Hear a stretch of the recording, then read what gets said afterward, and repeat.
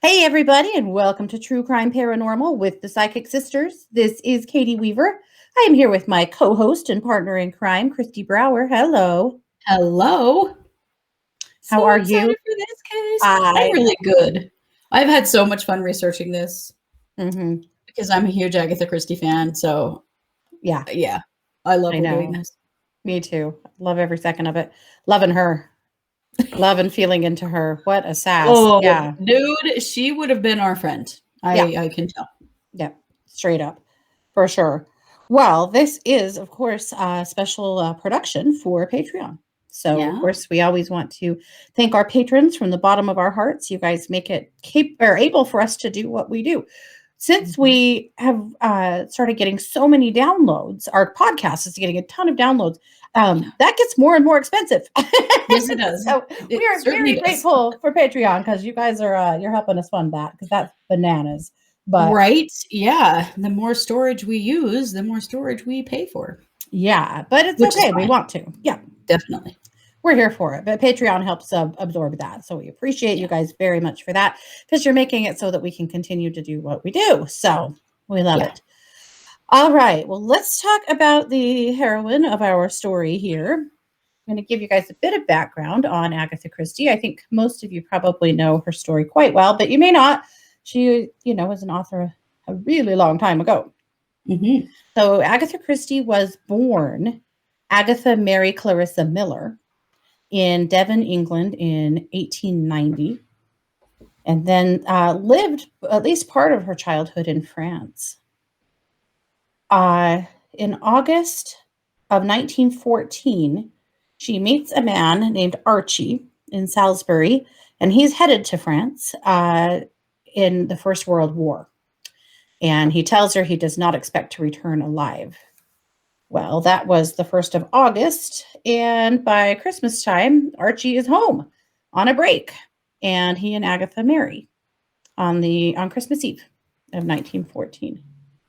So they start out married life with him gone to war and in the military for quite some time. In 1916, he is mentioned for bravery in the official dispatches. He's kind of making a name for himself as far as the military is concerned.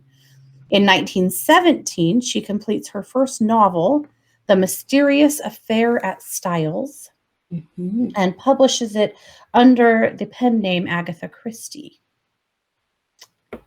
So it's turned down by 6 publishers and finally is published 3 years later. It takes 3 years for it to actually find a publisher and is published in the United States by the Can you Bodley Head.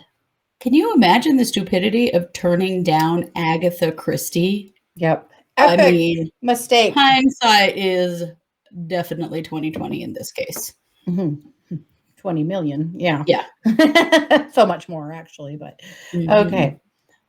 January 1918, Archie receives the Distinguished Services Award Medal by Queen Victoria. Uh, Mm. in in 1919, she gives birth to her daughter, Rosalind. Mhm. So, as she said, we argued about a name. Archie wanted Enid. I wanted Martha. He shifted to Elaine. I tried Harriet.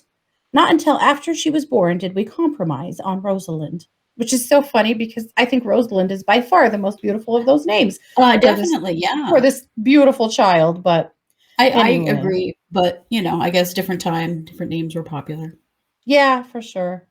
I just look at it and go, Rosalind. I mean, that was choice number one. Anyway. Mhm. All right. So finally in 1922, the world tour ends. So finally, they had started out on a little world tour early in 1922, and they finally come home after going on quite a whirlwind tour and spent way more money than they should have and came home needing to Mm. kind of start putting their life together. So Mhm. they start, living more domestically. He's home now and she's writing and life is pretty good. Well, in 1926, in February, her mother dies. Oh, that's She right. had suffered a bout of bronchitis and dies, and it absolutely breaks Agatha's heart. They were very close, and it's an extremely hard thing for her. Mm. A couple of months later, in May, 3 months later, in May, she employs Charlotte Fisher as a secretary and governess. And Charlotte Fisher goes on to be a lifetime friend. Mhm. So then, interestingly, the timeline I'm following completely drops what we're actually here to talk about today. This is what's That's because interesting. it's the big secret, man. It's the big secret. Kept the Not secret her everybody, entire life. yeah, is talking about this. So that was 1926. Her mother dies in February. She hires the soon-to-be best friend and governess in May.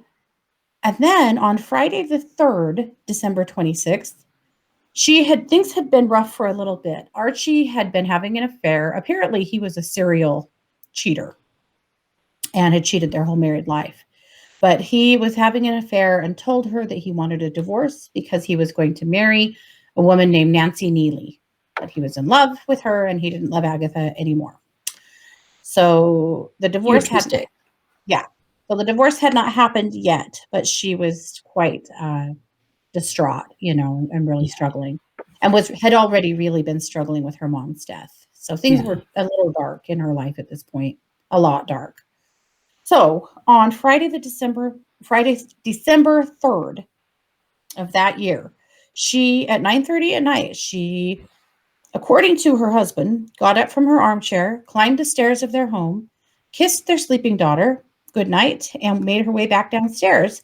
And then this is where our story gets murky because she apparently gets in her car and leaves. She drove a Morris Cowley and never comes home. So she was gone for 11 days. When they start looking for her, her disappearance started a huge manhunt. She had started to gain all this notoriety. Her husband was a retired colonel. Like there was a lot of, publicity around her. So when they discover that she's missing, it sparks quite the manhunt. So the Home Secretary wants the police to make further progress. They hire, or at least consult with, two of Britain's most famous crime writers, which is so hilarious. So the first This is person my that they favorite part of the story. engage for help is Sir Arthur Conan Doyle, who you may recognize as the author of the Sherlock Holmes books. But is in fact not Sherlock Holmes himself. No, I love this. I mean, I'm a huge Sir Arthur Conan Doyle fan. I've read everything, seen all the movies, all the TV renditions, everything. But he was a writer. He was not an investigator. Yeah. And they also turned to Dorothy L. Sayers. She was the author of the Lord Peter Wimsey series. So it's so funny because they're like, okay, crime writers, we're missing a crime writer. Get her found. Yeah. What? So they're really struggling because they cannot find her. They find her car. They find her car abandoned along the side of the road. There's some real argument there that the stories about her disappearance, some of them claim the car was wrecked, some of them claim the car was not. Yeah. So we don't know for sure, but it does look like it's very muddy and murky, where they're picking up the car.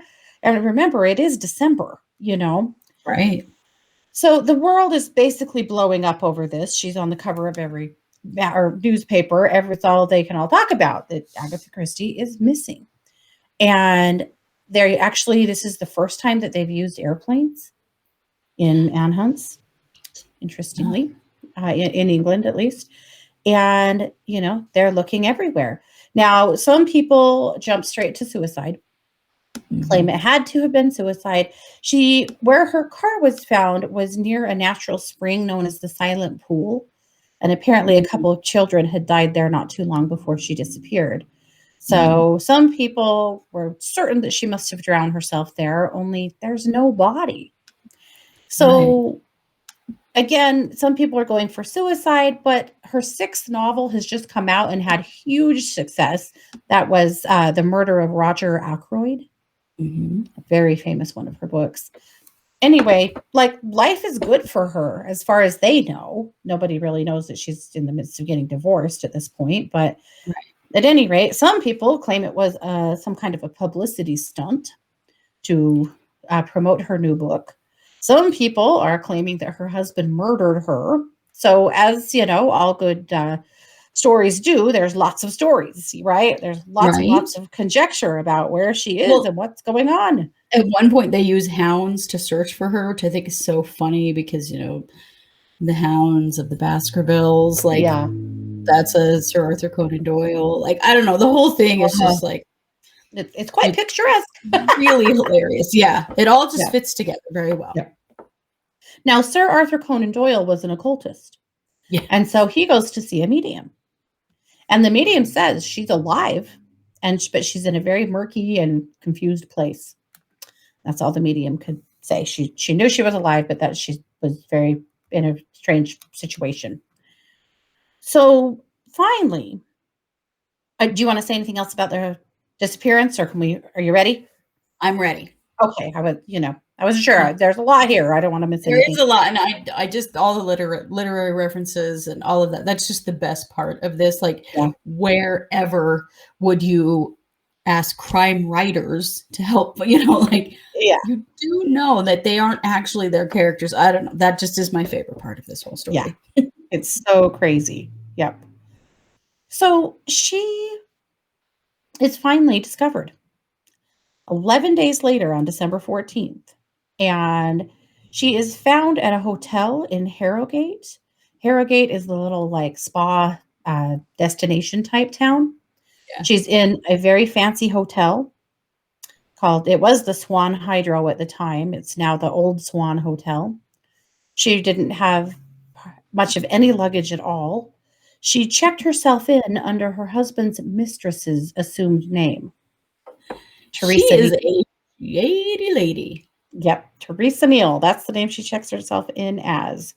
Isn't it Nancy? Yeah, but they actually say she checked in as Teresa Neal, so I'm not sure. But they also, yes, I've read over and over that the mistress's name is Nancy, so maybe it's Teresa Nancy or Nancy Teresa. I don't know.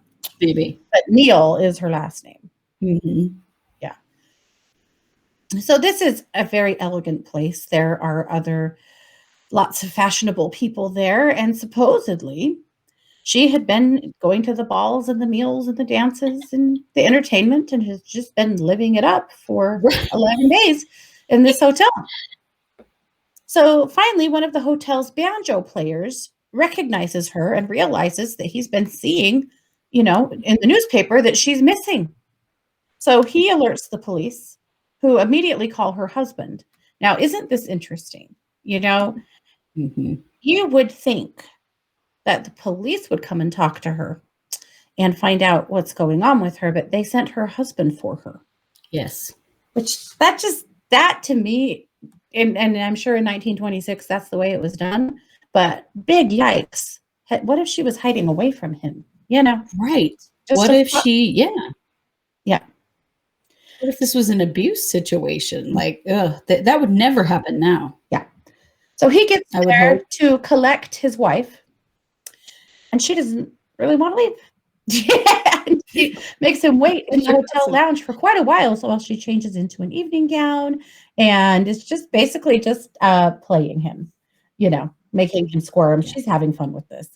And then she comes home, and her husband tells the press that she suffered a total memory loss as a result of the car crash. But again, we don't know that there really was a car crash, but that's what he tells the press, is that she hit her head and she was in amnesia, and they don't know how she got to where she was.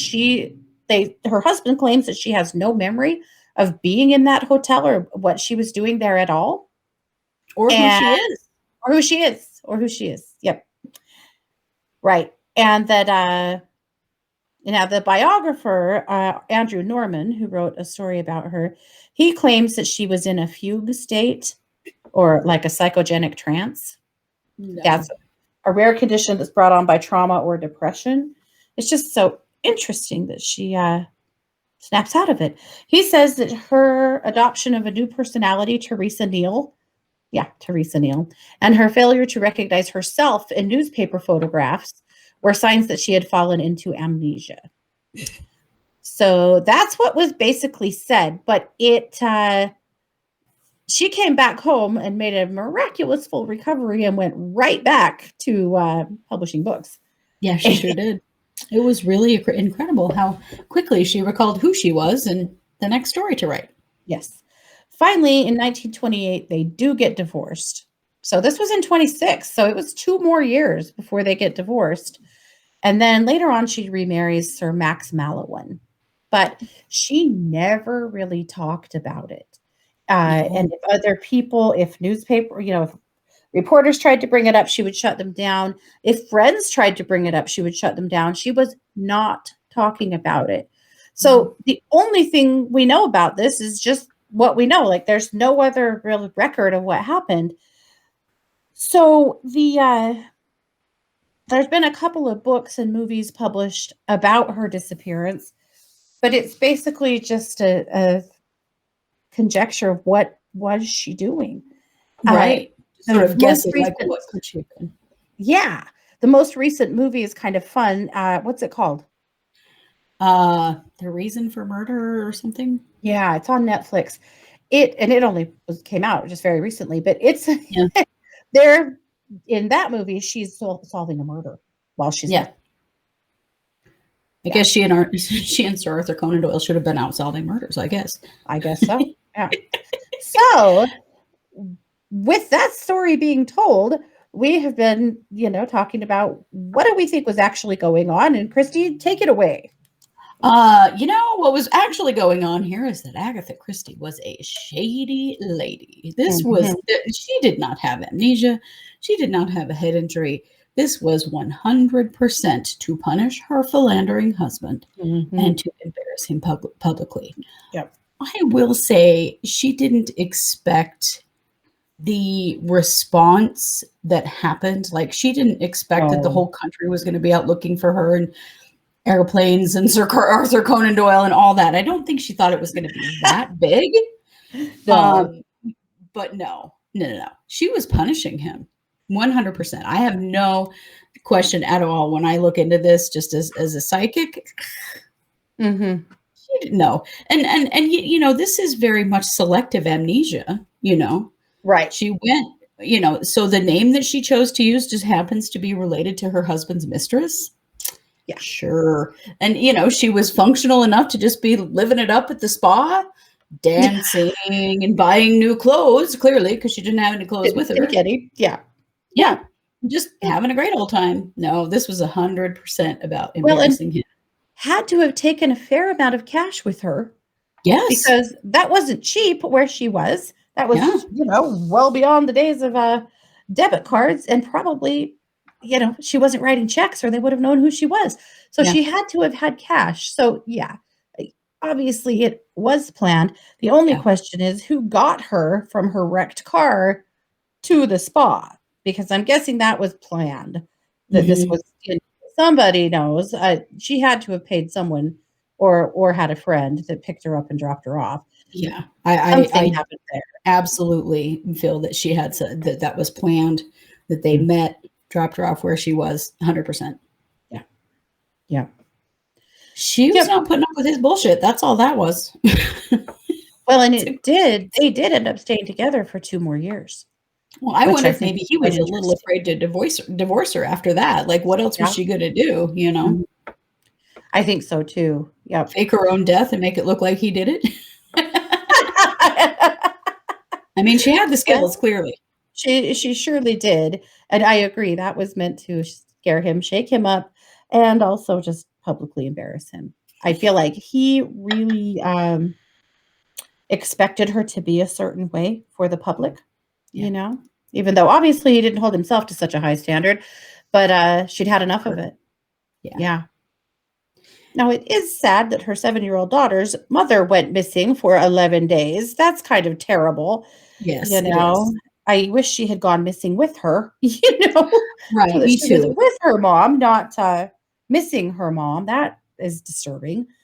Yeah. But it's hilarious. It's hilarious to me that if she pretended she had amnesia, I'm not convinced she did. I suspect that's just what her husband told the press to tamper this down, Right. I feel like it was a story created to try to be less embarrassing for him. Yeah. Yeah. Yep. Well, she pulled it off. She was having fun. I love that when he got there to collect her, she wasn't ready to go yet. You'll just have to wait. Yeah, she's changing into her evening wear right now. Yeah. Yeah, I bet he learned not to cross her like that again. It's funny that they stayed married for a couple more years. Like, yeah. Well, when they divorced, she divorced him. She wanted to take control of that. She got the divorce. Yep. That's so great. Well, you have to consider at some point there the disparity. I don't know if that's a word. Disparity. In their income. Right. You know, because as she started selling more and more and more books, surely she was making more money than he was as a military man. That I wondered a lot, like, how did the finances work, you know? Right. Interesting. Because you said she has sold more novels than She has sold more novels than all but one person or one book. One author on the planet. Wow. Yeah. That does not surprise me. I don't know if you guys listening have read them all. If you haven't, please do yourself a favor. Yeah. Get familiar with Miss Marple and Hercule Poirot. Very worth it. Yep. She wrote 66 crime novels. Wow. It's amazing. Yep. In the last few years, Amazon has been doing like short series of some of her books. And then There Were None just came out a couple of years ago. It's so good. And The Pale Horse came out, I think, last year, and it is so good. If you have not seen those, watch them. They're very well done, and they follow her dialogue. And I think The Murder on a Train was another one that was recently done. I loved how closely they follow her books because she was a fantastic writer. Yeah. So I just double checked my facts on that, and I'm hating myself right now that I couldn't remember this. It's so stupid. The only entities that have ever outsold Agatha Christie are Shakespeare and the Bible. Well, of course. Now that makes okay. That does make 100% of sense. That seems just about right. Yeah. Yep. So it's just a fun story. It's fun to think about, you know. It's fun for me to think about her being in that spa, just laughing her ass off about the whole thing, and hoping that he's suffering and having fun and dancing the night away and buying new clothes and eating wonderful food and just having the time of her life. Yeah. Well, it was definitely a power play to show him I don't need you.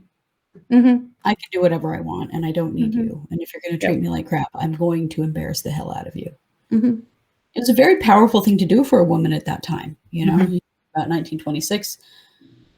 That was some ballsy action right there. Well, I have always felt too that in reading this story that he was kicking her while she was down. Yeah. You know, I also think that the governess best friend had, in a way, I don't think she had anything to do with this. I think it gave her the courage to do it, knowing that her daughter was in good hands, you know, and that it was a little easier for her to make the dash. But he was kicking her while she was down. She just lost her mother. She was in a really hard place on that. And now he's cheating on her openly. It was well known that he had mistresses and wants a divorce to go marry her. Yeah. Yeah. What a creep. Yeah. So go, Agatha. More power to you. 100%. 100%. Yeah. I hope she had a different man in her room every night. I do. Right. I said it. I'm not sorry about it. Yeah.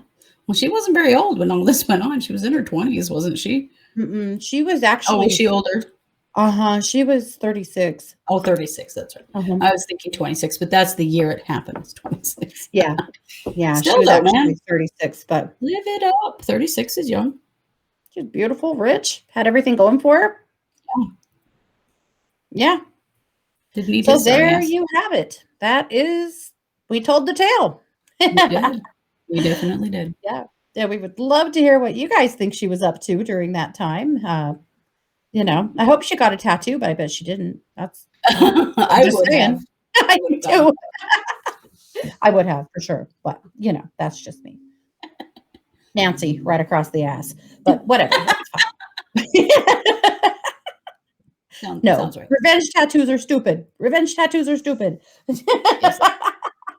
All righty, you guys. That's what we've got for this case. Thank you so much for all of your support and for all that you guys do to help us be successful. We cannot thank you enough. So this has been a special production of True Crime Paranormal, specifically for our Patreon. Thanks so much, guys. Take care and have a great day.